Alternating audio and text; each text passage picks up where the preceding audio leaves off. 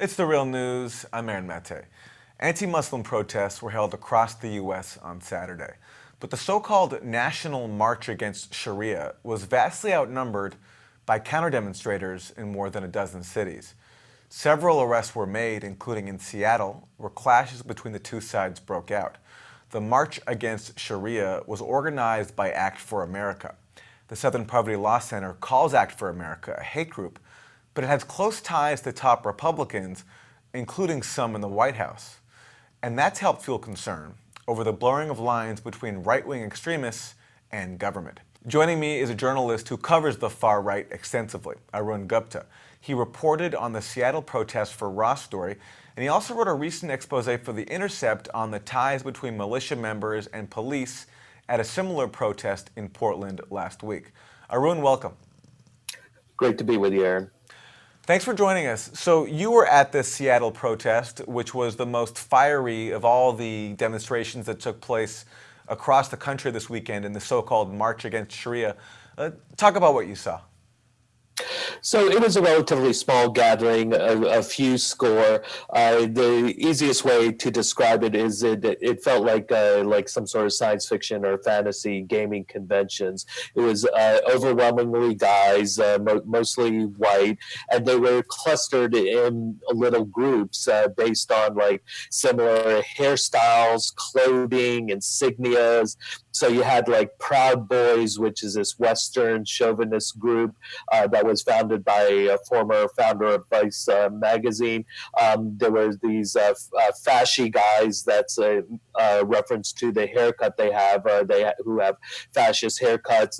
There were 3% militia members.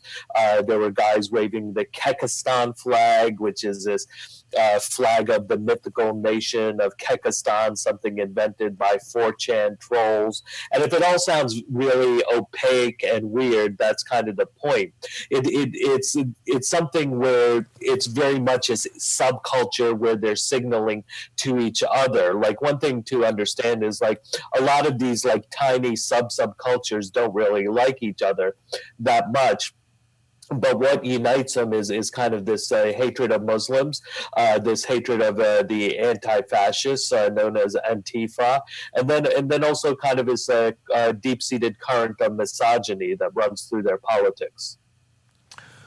Which is ironic because the premise of marching against Sharia, according to the organizers, is to defend women's rights, right? Well, that's the thing. They're obsessed with women, right? Everything about Sharia is women, and that's one of the things that I found curious because, first of all, Sharia law doesn't really make that much sense. There's an Islamic law. Sharia actually means the path. It's more a set of like kind of religious and cultural descriptions on how a devout Muslim is supposed to lead their life. And it's based in part on the 10 Commandments and also the 5 pillars of Islam in terms of prayer, charity, making a pilgrimage to Mecca, all that sort of stuff. And then it does influence Islamic law, but this is mainly about family, marriage, and inheritance. Even in Muslim majority nations, that's all it really tends to cover. So, and I interviewed 8 people there, and not one of them could say, I was like, so where does Sharia law exist in the U.S.? And they eventually all had to admit it doesn't exist anywhere. So I'm like, so you're protesting something that doesn't exist.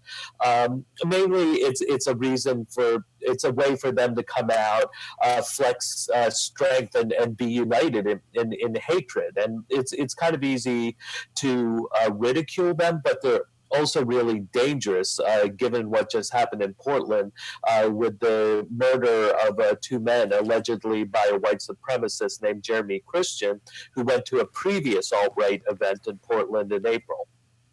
Right, Arun. So let's go to Portland. You wrote a piece for The Intercept on the fact that police there, in fact, Department of Homeland Security police, were working with militia members at a recent protest against hate groups and hate crimes. It appears to have been informal. According to the Portland police, there was actually guidance and discussion that the police, there were all sorts of police agencies there, state police, Portland police, county sheriffs, FBI, Department of Homeland Security, Federal Protective Service. They had all discussed that there was supposed to be no actual cooperation with the right-wing militiamen. You know, certainly they're not going to cooperate with the left, but repeatedly using eyewitness accounts, videos, and then we talked to two of the militiamen themselves. The DHS police actually allowed these right-wing militiamen who are from groups that are labeled as extremist anti-government groups by the Southern Poverty Law Center. They were allowed to engage in policing functions. And this includes apprehending and body slamming a suspect to the ground. We have video in one instance, and in a second instance, an eyewitness says he saw this. Then another militiaman actually assisted in the arrest. There's numerous video of this. Todd Kelsey, a guy with the American Freedom Keepers militia, you can see him on the video reaching into a bag of an officer's handcuff as they have an arrestee on the ground, and then helping to put those handcuffs and tighten the handcuffs and lift the suspect to his feet. And people are like, oh, what's wrong with this? And it's just like, it's clearly cooperation between Trump's federal police and these extremist militiamen who support him. And as you said, you spoke to Kelsey, and he told you he was basically under orders from the police to help out with crowd control. Well, that's what he. Various eyewitnesses said that he said things like they claimed he said, "I can just snap my fingers and have the police arrest you." He denied that one in particular, but I was told that by multiple people. But he was telling people. He did say, "Well, you know, the police were telling us to do crowd control," which sounds kind of pretty suspicious that the police would do that. But again, there are all these videos where they're blocking the paths of people on the sidewalk. The sidewalk, in particular, we're talking about, it's this federal plaza, so it is federal property. But the police are watching him do this, and it's just like there's no reason to be blocking people who are acting peacefully. So it does appear to be this kind of gray area, and apparently the U.S. attorney DHS issued a statement saying the U.S. attorney is now looking into this because it is highly irregular. We also have video and eyewitness reports of another instance in which pro-Trump supporters attacked peaceful protesters, including with a flagpole and pepper spray, and DHS police are just watching. And when they finally do intervene, it's to basically push the counter-protesters against the wall and to allow the pro-Trump supporters who committed the assault to walk away. So I think what we're seeing is this kind of informal. I talked to another expert who covers the right wing, and I think he's right in saying that this is just kind of an informal phenomena because they see each other as brothers in arms. And I think that's what is really dangerous. It's this kind of a simpatico ideology between cops and these right-wing militias, and the left is the enemy. And so we see this cooperation between them. It may not be coming from the top, but it's just as dangerous, in fact, some ways more dangerous, coming from below. The Intercept reported in January that the FBI has investigated the infiltration of law enforcement agencies by white supremacists.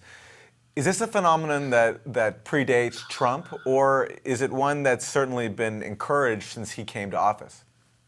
Well, this goes really far back. So in the case of Los Angeles, Daryl Gates, who he was responsible for the creation of the first SWAT units, these basically paramilitary units that have really just are completely out of control.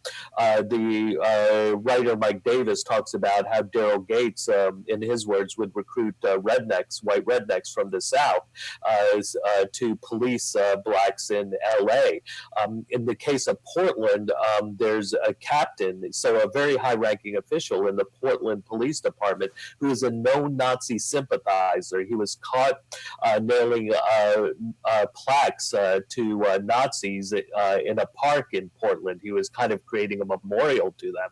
So this is really nothing new. I mean, it's been going on all over the country for ever since the police were founded. The police were originally slave patrols. So this is kind of embedded in the DNA, this kind of white supremacist nature. But I think we are seeing more infiltration, deliberate infiltration, and now cooperation in terms of police and white supremacists.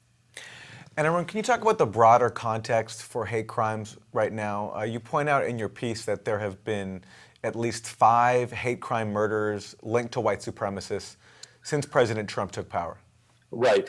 There was shortly after there was a murder of an Indian man in a Kansas bar. There was a stabbing death recently of an African-American man on a college campus. The 2 murders in Portland, and then in Washington State, 2 Native men were run down by a truck, and 1 was killed. And in all instances, there's either direct or pretty good circumstantial evidence linking this to the alt-right and Trump supporters. And we should remember, right before the election, there were 3 militiamen in Kansas who were essentially going to engage in this massacre of Somalian immigrants. And they were waiting until after the election, which basically was indicating that they supported Trump and didn't want to do anything to harm his chances. So I think we're seeing a general upsurge. Of course, there's been all these hate crimes reported and documented since Trump's election. But I've been visiting Portland regularly over the last 6 months, and I've been interviewing a lot of people of color who they just talk about this has just become a regular occurrence. It started in the run-up to the election, just verbal bashing, racist remarks, Nazi graffiti being left around, and this stuff doesn't get reported. In Portland alone, just talking to individuals, I mean, who knows how many thousands of these kind of like low-level hate crimes have been perpetrated. So we're definitely seeing this just type of rising hatred. And I think it's very important to point out that Trump is not just exposing something that's already there. Every single one of the people I talked to in Seattle, and also Todd Kelsey, they are new to this sort of thing. None of them had been active before November 2016. And this is, again, what makes it really dangerous. Like Wilhelm Reich talked about this in the Mass Psychology of Fascism, that the Nazis bought in the new. And that's what we're seeing with these Trump forces. They are bringing in the new. Now, they're still very small, but there is a clear danger here. Arun Gupta, independent journalist who, among many topics, covers the rise of the far right, and we'll link to his pieces at Raw Story and The Intercept. Arun, thank you. Thanks for having me on. And thank you for joining us on The Real News.